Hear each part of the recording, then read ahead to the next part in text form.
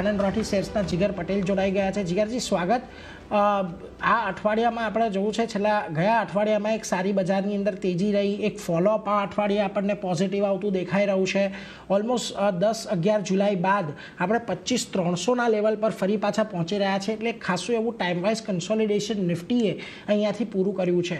Nifty બેંકમાં પણ કંઈક એ જ પ્રકારની પરિસ્થિતિ જોવા મળી રહી છે, જો કે અહીંયા 55,000ની નીચે જવું અને ફરી પાછું ઉપર આવવું આ યાત્રા થોડીક ટૂંકી રહી છે કમ્પેરેટિવ ટુ બેંક નિફ્ટી, પરંતુ ઓવરઓલ બંને માટે કેવો વ્યૂ હવે તમે અહીંયાથી રાખી રહ્યા છો? નેક્સ્ટ ટાર્ગેટ બંને માટે તમારે માટે અહીંયા કયા રહેશે?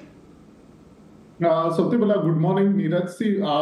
જે રીતે નિફ્ટી સ્ટ્રક્ચર ક્રિએટ કરી રહી છે ડેલી ચાર્ટ ઉપર, જેમ આપણે લાસ્ટ ટાઈમ વાત કરેલી કે જે બેઝ 100 અને 200 દિવસની એક્સપોનેન્શિયલ આગળ બનેલું, એના પછી એક ટ્રાયંગલ બનેલું અને સાથે સાથે બ્રેકઆઉટ પણ જોયો છે આપણે, અને લેવલ્સ હતા 25,150ના। અને કાલે એક ઇન્ટરેસ્ટિંગ વસ્તુ હતી કે સેકન્ડ હાફની અંદર જે એક 30 to 40 પોઈન્ટ્સનો ફોલ આવેલો, એક્ઝેક્ટલી રિવર્સલ આપણે 25,150થી જોયું છે, જે એક્ઝેક્ટલી ટ્રેન્ડ લાઇન છે। એટલે ક્લિયર કટ દેખાઈ રહ્યું છે કે નિફ્ટી 50ની અંદર આપણને રેન્જ શિફ્ટ થતી દેખાય છે।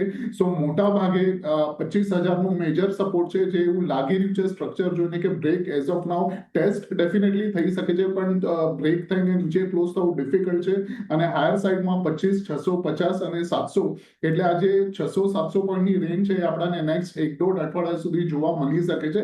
એટલે clear cut Nifty as of now buy on dips જ છે। વેરેઝ ઇન બેંક નિફ્ટીમાં જે મલ્ટિપલ ટ્વિઝર બોટમ બનેલા 53,500 અને એના પછી નોનસ્ટોપ આપણે 2,000 પોઈન્ટની રેલી જોઈ છે, નોનસ્ટોપ જોઈ છે, વિધાઉટ એની પુલબેક, મેજર પુલબેક આવ્યો નથી। અને કરન્ટલી 200 દિવસની જે એવરેજ છે ત્યાં આગળ બેઝ બન્યા પછી 50 દિવસની જે એવરેજ છે એના ઉપર સસ્ટેન થઈ રહ્યું છે આજના દિવસમાં।